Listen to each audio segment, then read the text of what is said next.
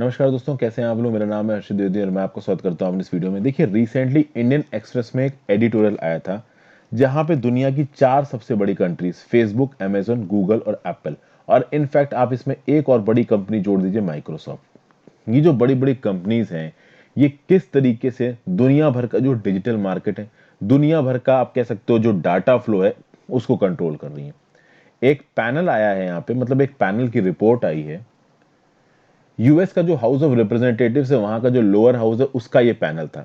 उसने ये बताया कि कैसे ये 4-5 कंपनीज दुनिया भर की जो इकोनॉमी है उसको कंट्रोल कर रही हैं। इनके पास डाटा की इतनी जबरदस्त ताकत आ गई है कि ये जो बिग टेक्स है ना, ये भाई बहुत ज्यादा डोमिनेंट हो गए हैं। तो ये बिग टेक एक्चुअली में कितने बड़े हैं, ये देखेंगे। इनकी डोमिनेंस की एग्जैक्ट वजह क्या है, ये देखेंगे। इस पैनल के रिव्यू में क्या बोला गया, ये देखेंगे। आज से 1 साल पहले लगभग जुलाई जून 2019 में क्या हुआ था, ये देखेंगे। पैनल की फाइंडिंग्स क्या क्या है, पैनल ने रिकमेंड क्या क्या किया, बिग टेक का इंडिया में क्या इन्फ्लुएंस है, इसका ग्लोबल इंपैक्ट क्या है, रीसेंट एलिगेशंस क्या लगाए गए, इनके ऊपर अब तक क्या क्या एक्शन लिया गया है इंडिया में, और फाइनली कंक्लूजन। ये सारी बातें बिग टेक के बारे में। और चूंकि देखिए, आने वाले समय में डिजिटल सॉफ्टवेयर इन सब चीजों का ही जमाना है, हर चीज ऑनलाइन हो रही है। Make it India, startup India, सब चीज को डिजिटल इनिशिएटिव्स के साथ जोड़ा जा रहा है। तो कहीं ना कहीं ये जो 4 कंपनीज है, इन चारों कंपनीज की इंडिया में बहुत मेजर पेनिट्रेशन है, बहुत मेजर पकड़ है। इनके अलावा लोगों की जिंदगियां नहीं चल रही। चलो, एक बार को एप्पल के फोन सबके पास नहीं होंगे, लेकिन अमेजन से लोग सामान मंगाते ही मंगाते हैं। फेसबुक पे लोग डिपेंडेंट ही हैं। और फेसबुक की जब मैं बात करता हूं तो फेसबुक में आपका व्हाट्सएप और इंस्टाग्राम भी आ जाता है। और गूगल की जब बात होती है तो यूट्यूब, हैंगआउट्स, ये सब चीजें आ जाती है। तो आप समझ ही सकते हो कि ये जो कंपनीज है बहुत डीप इन्फ्लुएंस डाल रही है हमारी लाइफ पे। तो इस इन्फ्लुएंस को समझेंगे दोस्तों। आगे बढ़ने से पहले अगर अब तक आपने चैनल को सब्सक्राइब नहीं किया तो कर लीजिए, वीडियो को लाइक कर दीजिए अगर अब तक आपने ना किया हो तो। मेरे द्वारा किए गए काम को आप सपोर्ट करने के लिए, चूंकि मैं बहुत सारी वीडियोस आपको ऑलरेडी फ्री में अवेलेबल करवा रहा हूँ, आपके स्टैटिक सिलेबस की भी, तो आप ज्वाइन बटन दबा के मदद कर सकते हैं। वहां पे आपको कुछ और वीडियोस मिल जाएंगी देखने के लिए। इंस्टाग्राम पे दोस्तों फॉलो कर लीजिए, वहां पे आपकी जेन्युइन क्वेरीज के जवाब दूंगा। टेलीग्राम चैनल ज्वाइन कर लीजिए, वहां पे आपको वीडियोस की नोटिफिकेशन और इस लेक्चर की पीडीएफ भी मिल जाएगी। अब देखिए, यहां पे जब बिग टेक की बात हो रही है तो 4 या 5 कंट्रीज, तो बिग टेक जाइंट्स को बिग 4 भी आप कहते हो, या द फोर्थ हॉर्समैन कहते हो, या बिग 5 कहते हो, S&P 5 in standards and poor 5। तो ये 5 या 4 कंपनीज कौन सी हैं? 4 की बात की जाए तो भैया, अमेजॉन, एप्पल, अल्फाबेट इंक मतलब गूगल, गूगल की पेरेंट कंपनी अल्फाबेट, और फेसबुक। तो ये 4 कंपनीज हो गई। पांचवी माइक्रोसॉफ्ट भी आ जाती है। हालांकि डिजिटल फील्ड में माइक्रोसॉफ्ट उस लेवल तक इन्वॉल्व नहीं है, बट माइक्रोसॉफ्ट के सॉफ्टवेयर दुनिया भर के कंप्यूटरों में चलते हैं। इन 5 कंपनीज के अलावा देखा जाए तो दो 2010s, मतलब कि जो डेकेड चल रहा है 2010 से लेकर 2020 तक का, इनमें इन 5 कंपनी के अलावा जो सबसे आप कह सकते हैं मोस्ट वैल्यूएबल पब्लिक कंपनी रही है दुनिया भर की, वो है सऊदी अरमको। और सऊदी अरमको तो ऑयल एंड नेचुरल गैस के फील्ड में बेहमौत है। सबसे ज्यादा इनका मार्केट कैपिटलाइजेशन है। आप बोलोगे ये मार्केट कैपिटलाइजेशन क्या होता है? आपको पता है दोस्तों, जो भी पब्लिकली लिस्टेड कंपनीज होती हैं उनके शेयर्स घूमते हैं मार्केट में। तो जैसे फॉर एग्जांपल फेसबुक की बात करते हैं। फेसबुक का मार्केट कैपिटलाइजेशन आप कैसे समझोगे? आप देखोगे कि भैया जो फेसबुक के फाउंडर मार्क जुकरबर्ग, उनके पास 24% स्टेक है, 20%, 16%, ये स्टेक्स होते हैं। ये स्टेक्स नंबर ऑफ शेयर्स पे डिपेंड करते हैं। एक कंपनी मार्केट से पैसा उठाने के लिए अपना आईपीओ लॉन्च करती है, जिसको इनिशियल पब्लिक ऑफरिंग बोला जाता है, और वहां पे उनके ये शेयर्स बेचे जाते हैं। अब वो शेयर्स इशू तो बेस प्राइस पे किए जाते हैं, बाद में उनके दाम बढ़ सकते हैं। तो मान लीजिए फेसबुक ने अपने एक शेयर को $100 पे इशू किया, ठीक है? तो ये हो जाएगी इसकी बेस वैल्यू या फेस वैल्यू कह लीजिए, और बाद में मार्केट रेट ज्यादा भी हो सकता है। तो ओवरऑल फेसबुक के जितने भी शेयर्स मार्केट में घूम रहे हैं, और उन शेयर्स को उनकी जो प्रेजेंट मार्केट वैल्यू से मल्टीप्लाई कर दो, तो ये जो फिगर निकल के आएगा उसको बोला जाएगा मार्केट कैपिटलाइजेशन। तो मान लीजिए कि फेसबुक के 1 लाख शेयर्स मार्केट में घूम रहे हैं और हर शेयर की वैल्यू है $1, ठीक है? तो फेसबुक का मार्केट कैपिटलाइजेशन हो जाएगा $1 लाख। तो ये होता है मार्केट कैपिटलाइजेशन। ये जो 5 कंपनीज हैं, इनका मार्केट कैपिटलाइजेशन भैया समझ के बाहर है, इतना ज्यादा है। आज की डेट में जो डिजिटल वर्ल्ड है, उसमें हम डेली बेसिस पे देखें तो हम इन्हीं कंपनीज द्वारा बनाए गए इकोसिस्टम यूज करते हैं। बस चाइना एक ऐसा एक्सेप्शन कंट्री है जहां पे ये कंपनीज उतना नहीं घुस पाई हैं वहां पे, तो इनके लोकल वर्जन बना दिए चाइना वालों ने, नहीं तो पूरी दुनिया भर की इकोनॉमी को डोमिनेट कर रही हैं ये 4 से 5 कंपनियां। और प्रॉब्लम ये है कि ये बहुत सारी मोनोपोलिस्टिक प्रैक्टिसेस की वजह से रिसेंटली न्यूज में भी रही हैं। ठीक है, बहुत सारे एंटी ट्रस्ट इन्वेस्टिगेशन चलाए गए इनके against from the department of justice and federal Trade commission of the United Nations. European commission ने भी इनके खिलाफ इन्वेस्टिगेशन चलाए हैं। ये एंटी ट्रस्ट लॉज क्या होते हैं यूएसए में, इनके बारे में भी हम बात करेंगे। तो भैया इन कंपनीज के ऊपर इल्जाम लगाया गया है कि ये प्राइवेसी लॉस को वायलेट करती हैं, मार्केट पावर को अब्यूज करती हैं, फ्री स्पीच प्रॉपर तरीके से नहीं होने देती हैं, सेंसरशिप, बहुत सारी चीजें दोस्तों। तो इन प्लेटफॉर्म में फेक न्यूज होती है, और फेक न्यूज फेसबुक की तो यूएस के प्रेसिडेंशियल जो कैंपेन है उसको तक को अफेक्ट कर सकती है, इतनी खतरनाक है। नेशनल सिक्योरिटी, लॉ इन्फोर्समेंट, इन सब चीजों में दोस्तों ये बिग टेक्स प्ले में आ जाते हैं। अब चूंकि ये बिग टेक्स बहुत सारी ऐसी सर्विसेज हैं जो फ्री में लोगों को प्रोवाइड कर रहे हैं, तो ये बहुत पॉपुलर भी है। अब यूट्यूब वीडियोस फ्री हैं, ठीक है, आप फेसबुक को यूज करना फ्री है, आप दोस्तों के साथ कनेक्ट कर पा रहे हो, तो फ्री चीजें प्रोवाइड कर रहे हैं। प्लस इन कंपनीज के पास इतना डाटा आ रहा है कि उस डाटा को इस तरीके से ये लोग मोनेटाइज करते हैं कि भैया पैसा बह रहा है। अगर आप मार्केट कैपिटलाइजेशन की बात करिए, थोड़ा पुराना डाटा है, लगभग मई 2020 का, अमेजन और एप्पल का जो मार्केट कैपिटलाइजेशन है 900 बिलियन डॉलर से ज्यादा है। इनफैक्ट एप्पल की तो न्यूज आई थी, इसका मार्केट कैपिटलाइजेशन 1.3 ट्रिलियन डॉलर है। अरे पूरे यूएस की इकोनॉमी 20.5 ट्रिलियन डॉलर है, और उसमें से आप देखोगे 1.3 ट्रिलियन डॉलर्स, भैया आप समझ रहे हो कितना बड़ा अमाउंट है, ये बहुत बड़ा अमाउंट है। गूगल का जो अल्फाबेट इंक कंपनी है, इसका मार्केट कैपिटलाइजेशन 800 बिलियन डॉलर से ज्यादा बताया जा रहा है। फेसबुक का मार्केट कैपिटलाइजेशन 500 बिलियन डॉलर से ज्यादा बताया जा रहा है। दुनिया भर में जो बड़ी बड़ी कंट्री है ना, उनकी साल की जीडीपी इतनी नहीं होती है जिनका इनका मार्केट कैपिटलाइजेशन है। ओके, और आप ये देखोगे दोस्तों कि जब डिजिटल एड स्पेंडिंग की बात होती है, जो डिजिटल एड्स होते हैं, आप बोलोगे डिजिटल एड क्या होता है, तो अगर आप मेरा अभी यूट्यूब चैनल देख रहे हो, यहाँ पे आप एड देखोगे मेरे वीडियोस पे, उस एड को अगर आप देखते हो तो मान लो मुझे पैसे मिलते हैं, एक कट उसका यूट्यूब ले लेता है, बाकी मुझे मिल जाते हैं। तो ये जो डिजिटल एड स्पेंडिंग होती है, तो भाई जो भी लोग उस एड को चला रहे हैं यूट्यूब पे, वो यूट्यूब के पैसा दे रहे हैं। गूगल का एक प्लेटफॉर्म होता है एडवर्ड्स, उसके थ्रू वो लोग पैसा दे रहे हैं गूगल को, वो पब्लिशर हैं एड्स के। तो इस तरीके की डिजिटल एड मार्केटिंग को अगर देखा जाए, इसको पूरा पाई देखा जाए, 60% of the digital spending of US is being controlled by 2 companies, Google and Facebook. यानी यूएस जैसा ऐसा मार्केट जहां पे कंपटीशन को प्रमोट किया जाता है, उस मार्केट में गूगल और फेसबुक ने सब कुछ कंट्रोल कर रखा है। 60% डिजिटल स्पेंडिंग इनके पास जा रही है। ई कॉमर्स की बात की जाए तो यूएस में ऑलमोस्ट आधा ई कॉमर्स अमेजन के थ्रू जा रहा है। अमेजन इतना ज्यादा इफेक्टिव हो चुका है कि भैया अमेजन से ही आधे प्रोडक्ट्स ऑर्डर होते हैं यूएसए के, जो भी ऑनलाइन ऑर्डर किए जाते हैं। और जो इंटरनेट ट्रैफिक है, 70% of the internet traffic is through sites operated और ओन्ड बाय गूगल और फेसबुक। यानी फेसबुक और गूगल द्वारा ओन की गई साइट से 70% ऑफ द ट्रैफिक पास होता है यूएस का। तो फेसबुक द्वारा ओन की गई साइट है व्हाट्सएप, इंस्टाग्राम। गूगल द्वारा ओन की गई साइट है यूट्यूब। तो भैया नंबर 1 पे गूगल है, तो दूसरे नंबर पे सबसे बड़ा था विजिटेड साइट कौन सी है? यूट्यूब। आप देखो, अगर वीडियो प्लेटफॉर्म यूट्यूब की, एंड्रॉयड प्लेटफॉर्म की बात कर लीजिए जहां पे एंड्रॉयड एप्स डाउनलोड किए जाते हैं, प्ले स्टोर की बात कर लीजिए, मैप्स की बात कर लीजिए, गूगल मैप्स की, क्रोम ब्राउजर की बात कर लीजिए, इन सब के 1 बिलियन प्लस यूजर्स हैं, 100 करोड़ से ज्यादा यूजर्स हैं। फेसबुक के 200 करोड़ से ज्यादा यूजर्स हैं। और इनकी जो आर्म्स है, जैसे कि फेसबुक मैसेंजर और व्हाट्सएप, इनके 1 बिलियन से ज्यादा यूजर्स हैं। भैया मतलब आप समझ सकते हो, 1 बिलियन मतलब 100 करोड़। अब यहां पे इनकी डोमिनेंस की वजह क्या बताई जा रही है? वजह बताई जा रही है weak antitrust enforcement. Antitrust enforcement क्या होता है? देखिए, यूनाइटेड स्टेट्स में एंटी ट्रस्ट लॉज बनाए गए हैं, और ये कोई एक लॉ नहीं है, this is a collection of federal and state government laws, जो कि बिजनेस कॉर्पोरेशन के ऑर्गेनाइजेशन और कंडक्ट को रेगुलेट करते हैं, ताकि कंज्यूमर्स के बेनिफिट के लिए देश में कंपटीशन को प्रमोट किया जा सके।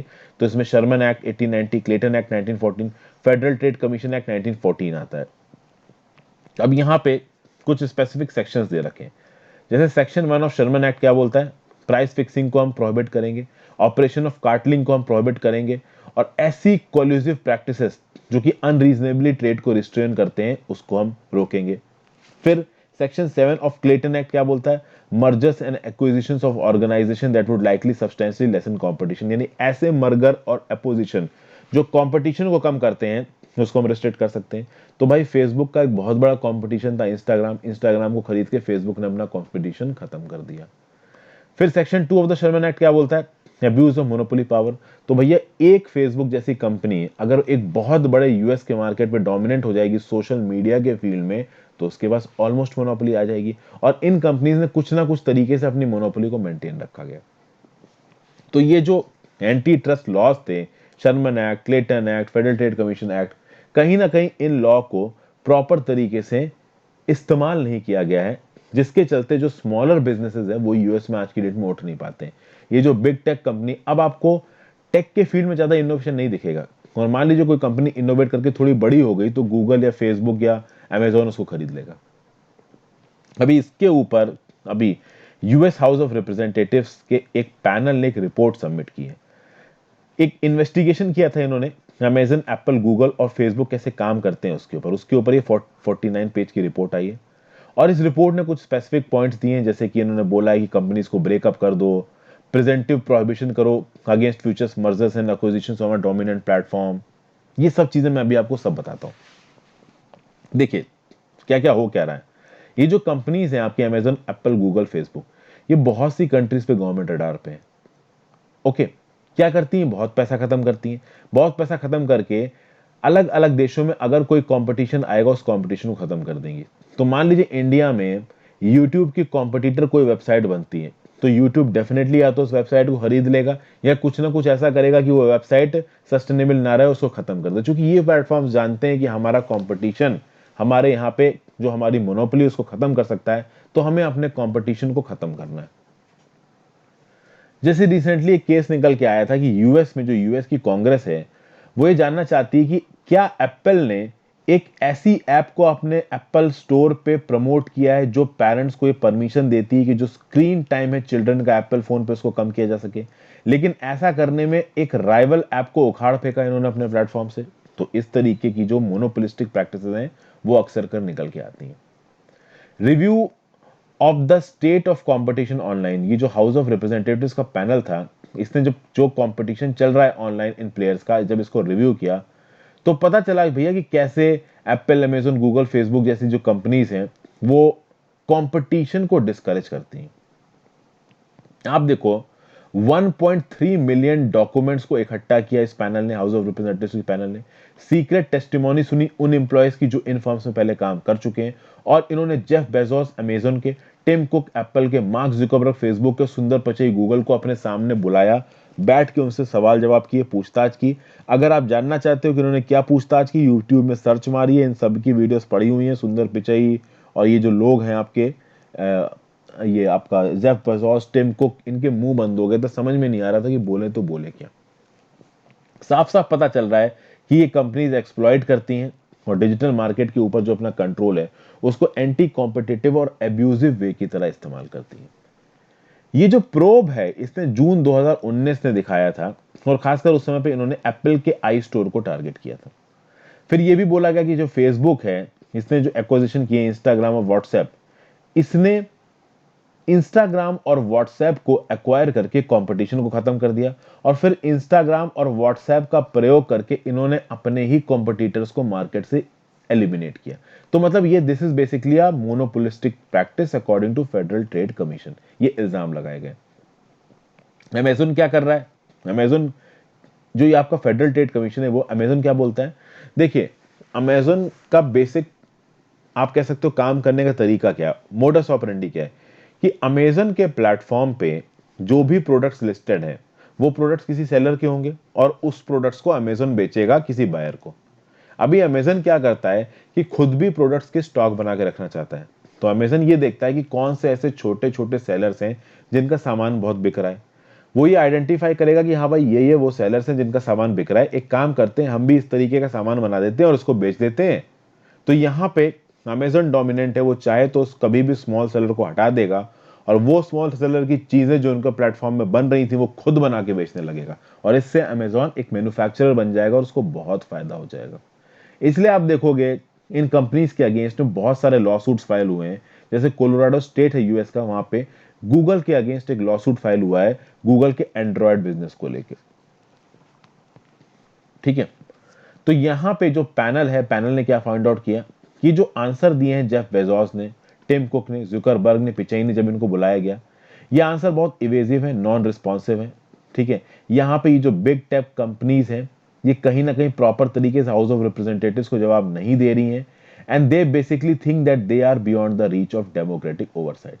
पैनल ये बोल रहा है कि ये कंपनीज गेट कीपर की तरह काम करती हैं, एक बहुत बड़ा चैनल ऑफ डिस्ट्रीब्यूशन जहां मिलियंस ऑफ बिलियंस ऑफ लोग इन्वॉल्व हैं, और वहां पे गेट कीपर की तरह काम कर रही हैं कंपनीज, यानी कि वो कंपनीज इंफॉर्मेशन के गेट पे खड़ी हैं, और ये कंपनीज डिसाइड करेंगी कि इंफॉर्मेशन कहां जाएगी, कैसी जाएगी, कितनी जाएगी। तो दुनिया भर की इकोनॉमी किस तरीके से चलेंगी, दुनिया भर की इकोनॉमी में कौन से प्लेयर्स प्लेटफॉर्म पे ऊपर आएंगे, कौन से प्लेयर्स प्लेटफॉर्म पे नीचे जाएंगे, ये सारी की सारी ताकत आपकी इन कंपनीज के पास होती है। और जब इन कंपनीज के पास इतनी ताकत आ जाती है तो ये अपनी ताकत का गलत इस्तेमाल करते हैं, अलग अलग वेंडर से ज्यादा फीस मांगेंगे, जिसको भी अपने साथ इन्वॉल्व करेंगे उसके अगेंस्ट ऑप्रेसिव कॉन्ट्रैक्ट टर्म्स रखेंगे, तो लोगों का डाटा हड़पेंगे, बिजनेसेस का डाटा हड़पेंगे, और उस डाटा का इस्तेमाल करके अपनी नई कोई प्रोडक्शन लाइन लाने की कोशिश करेंगे। तो ये जो एंटी कॉम्पिटिटिव प्रैक्टिसेस कर रहे हैं, इनको रोकने के लिए किया क्या जा सकता है? तो पैनल ने 3 चीजें बताई हैं, तो 3 चीजों को याद रखिएगा दोस्तों, ये बहुत इंपॉर्टेंट है आपके एग्जाम्स के पर्सपेक्टिव से। पहली चीज है स्ट्रक्चरल सेपरेशन।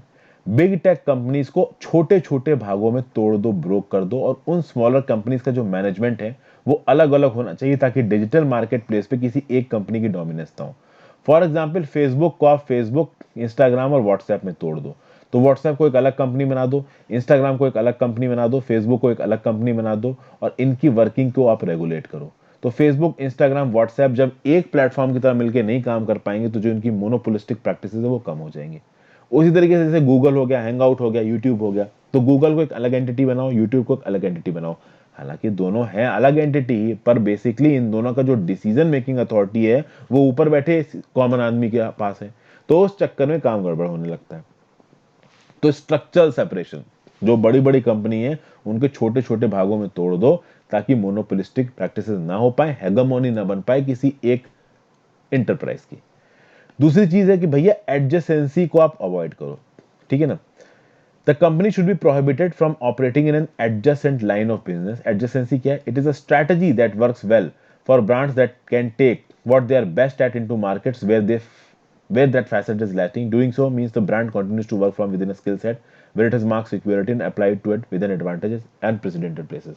मतलब कि आपकी जो अच्छाई है, उस अच्छाई को आप किसी ऐसी दूसरी जगह पे लगा दो जहां पे आपकी प्रेजेंस नहीं है। For example, Amazon. अमेजोन में अब देखिए, अमेजोन सामान बेचता है, वहां पे सप्लायर्स अपना सामान लिस्ट करते हैं, बिजनेसेस खरीद सकते हैं। अभी थोड़ी देर पहले मैंने आपको एग्जांपल बताया। जो स्मॉल सेलर्स हैं, मान लीजिए कोई ऐसा स्मॉल सेलर अमेजोन आइडेंटिफाई करता है जिसका सामान बहुत बिक रहा है और उसमें बहुत पोटेंशियल है, अमेजन इस बात को आइडेंटिफाई कर लेगा। अब अमेजन के लिए बहुत आसान है कि वो उस सामान को बना के खुद बेच सकता है। तो अमेजन जब उस सामान को बनाने की महारत हासिल कर लेगा तो खुद अपने प्लेटफॉर्म में उसको बेचने लगेगा और स्मॉल स्केलर को उठा के अपने प्लेटफॉर्म से हटा देगा वो। तो यहां पे अमेजोन ने क्या किया? एक एडजस्टेंट लाइन ऑफ बिजनेस।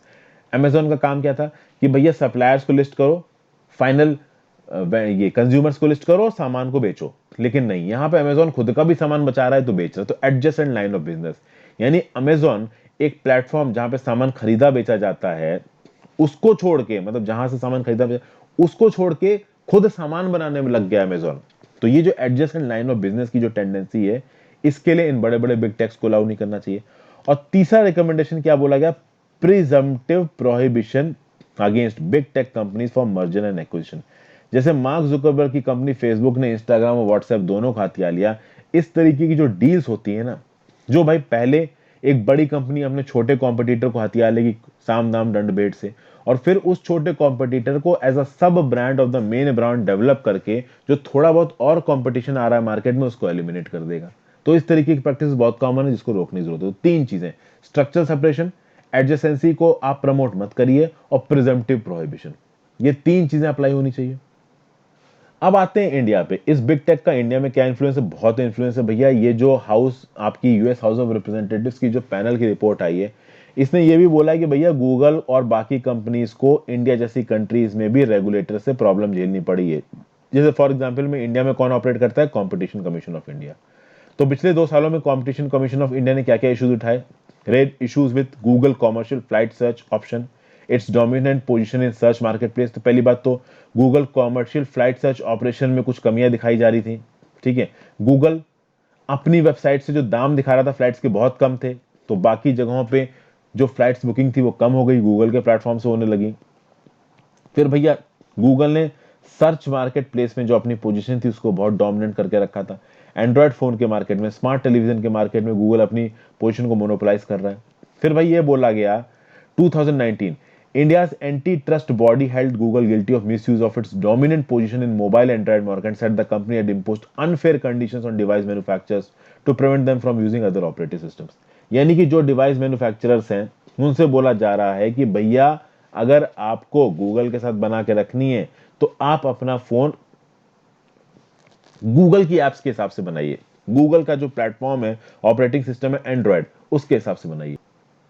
और एंड्रॉयड प्लेटफॉर्म पे ना आने की वजह से बहुत सारी कंपनियों की तो दुकानें बंद हो गई। एक समय पे आपको याद होगा दोस्तों, नोकिया का ब्रांड इंडिया में बहुत चलता था। नोकिया की जो हाईटेक फोन्स थे जैसे कि N97 मिनी, N97, तो इस तरीके के फोन्स बहुत चलते थे। बाद में एंड्रॉयड प्लेटफॉर्म आया और नोकिया एंड्रॉयड प्लेटफॉर्म पे नहीं गया, जिसके चलते नोकिया मार्केट से बाहर निकल गया। क्यों? क्योंकि एंड्रॉयड प्लेटफॉर्म को एक ट्रेडमार्क बना रखा है गूगल ने। अब इससे टक्कर कौन ले सकता है? तो आईफोन का आई सिस्टम तो ले सकता है, ठीक है, आईओएस ले सकता है टक्कर, बट गूगल इस बात को इंश्योर करता है कि बाकी जितने भी ब्रांड्स हैं इंडिया में वो सिर्फ एंड्रॉयड पे ही अपने फोन्स बनाए।